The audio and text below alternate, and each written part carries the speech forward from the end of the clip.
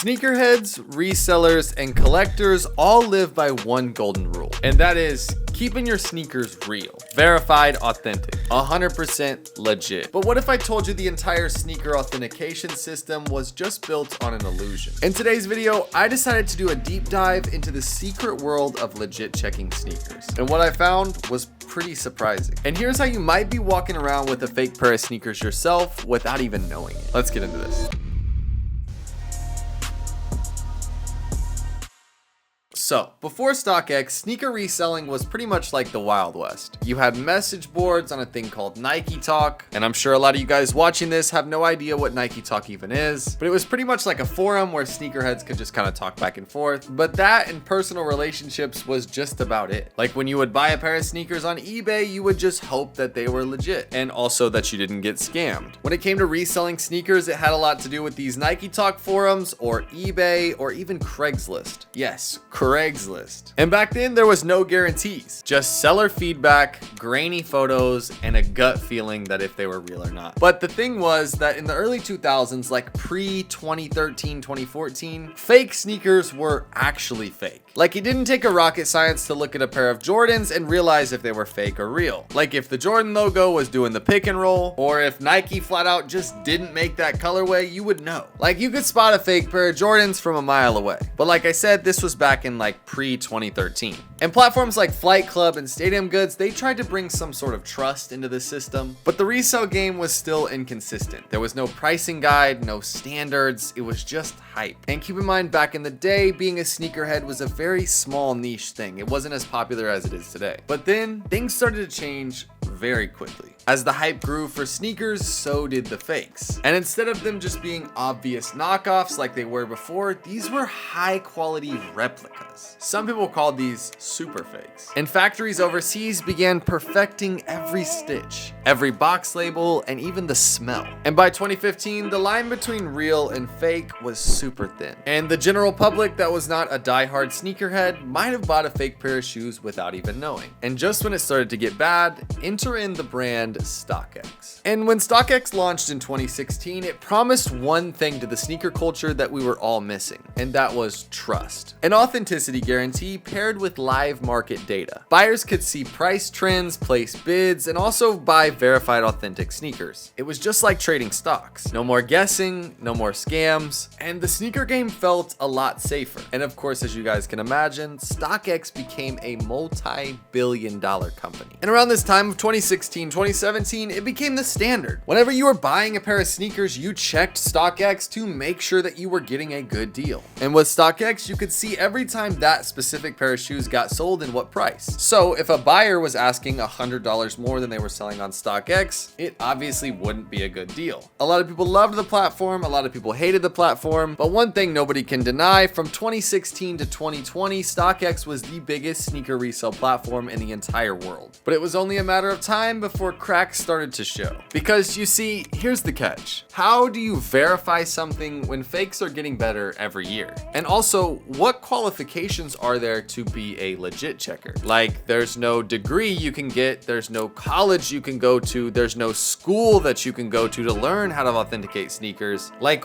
what does it take to get this position, and what is on your resume previously that would make you more suitable for this job? A lot of people started to question this of like, how do you become like an expert? And with the rise of StockX, there was millions of orders by the day, and I'm sure that there was some legitimate experts, people that have been dealing with sneakers all their life, like the type of person that maybe resold hundreds of pairs of sneakers. But as StockX grew, they were in demand of more legit checkers, because every order on StockX had to be sent to their verification center so that it could get verified. So for those of you who don't know, StockX doesn't just sell shoes. They are the middleman in between the seller and the buyer. The seller would sell something on StockX, they have to go to the verification center in the middle, and then once they get verified authentic, then they get shipped to the seller. So therefore, you could never get scammed. But StockX grew way faster than they ever could have imagined. And they began hiring legit checkers and training them in-house. There was no national standard, there was no certification, and according to some insiders, some of these verifiers that worked as an authenticator in this whole StockX warehouse, some of them were working warehouse jobs doing manual labor just weeks before, and some of these insiders stated that they really weren't that familiar with sneakers and hype items. Like, they just applied for the job and got it. And since they grew way faster than they could have ever imagined, mistakes started slipping through. TikTok started to show fake sneakers with StockX tags on them. Customers were sent pairs with flaws on them and very obvious red flags, and people began to stop trusting StockX. And this is my personal opinion, but it got to a point to where StockX was no longer authenticating sneakers, they were just making sure that you were getting what you ordered. Like, for example, they would check that the sneakers weren't worn, they would check that there was a left and a right sneaker, you know, they would check that there's no big factory defects or something like that, and then they would send them on their way. They weren't really authenticating them and looking at this sneaker under a crazy microscope. But another problem that StockX had at the time was that they didn't offer refunds. So for example, if you bought a pair of sneakers and they went through authentication and then they got to you and you found out that they were fake, there was quite literally nothing you could do about it because the authenticator has already authenticated them, said that they were good, and sent them on their way. So no refunds. And this became a huge problem because sometimes people were not happy with what they got, whether they were fake or flawed, or sometimes there would be two different size shoes or whatever. And multiple TikToks began being posted about this. There's plenty of YouTube videos out there of people who have bought from StockX and they got fake shoes or they got mixed match stuff. With social media, there was no hiding what was going on. And while StockX was in the spotlight when it came to mainstream media, secretly in the shadows, these fake sneaker companies were getting better and better by the day. And the people that knew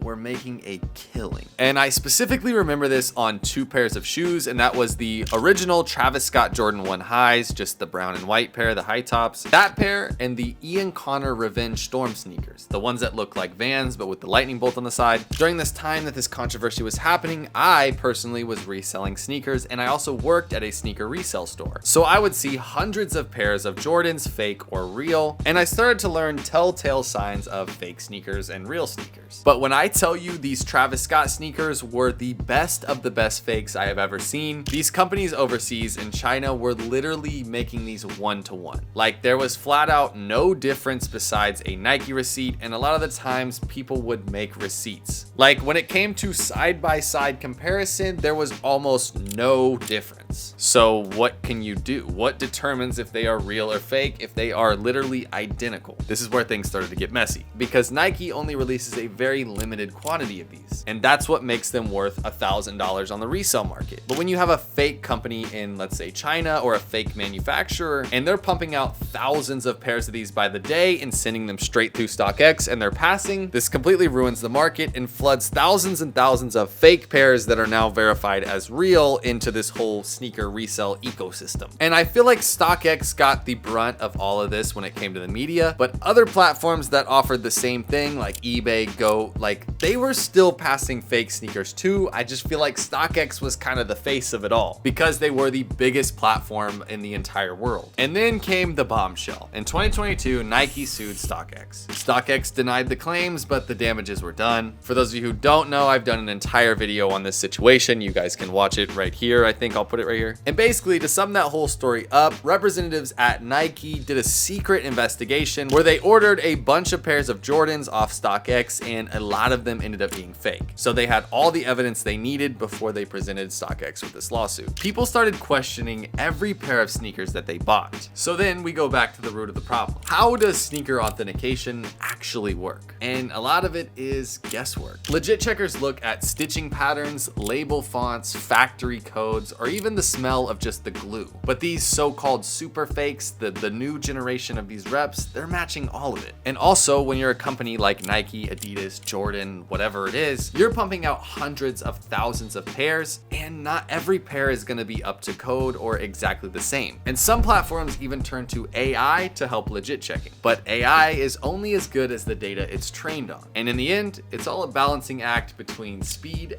accuracy, and trust. And also, you have to remember that these companies are businesses and they make money. And in 2025, you might think that your sneakers are 100% legit because of where you bought them from. But what a lot of people don't realize is the fakes are getting so good and the real are getting so bad that people could now begin returning fake sneakers back to these outlets. And for example, people could buy a $20, $30, $40 fake off of whatever Chinese manufacturer overseas, and then they could take that sneaker and go return it back to Nike, Foot Locker, Champs, JD Sports, whatever. And there was even a YouTuber that I'm not gonna name that went as far as actually doing this. He made a video where he bought a fake pair of sneakers from a Chinese manufacturer and he went and returned them to a Nike store. And since he documented this ended in a huge lawsuit. I myself have a video on my YouTube channel from like a year or two ago where I found a legitimate fake pair of Nike Air Force Ones at the Nike store in my city, Kansas City. And this is where it gets really scary because you can even go as far as buying a pair of sneakers from the Nike store and still having a chance at getting fake shoes. And in today's world, you might think your sneakers are 100% legit, but with these fakes nowadays, you never know. But one thing is for sure is there's no such thing as perfect authentication, only belief and trust. So next time you unbox a pair of Grail sneakers, ask yourself this: are you 100% sure that these are legit?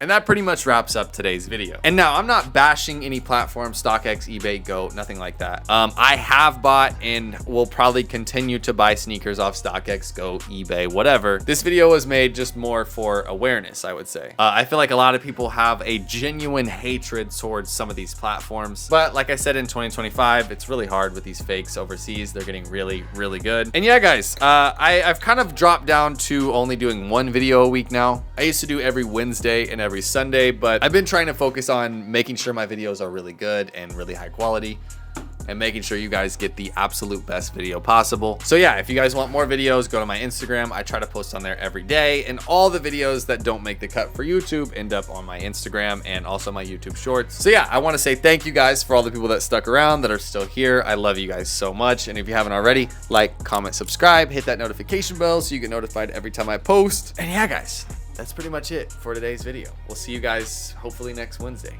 Peace out.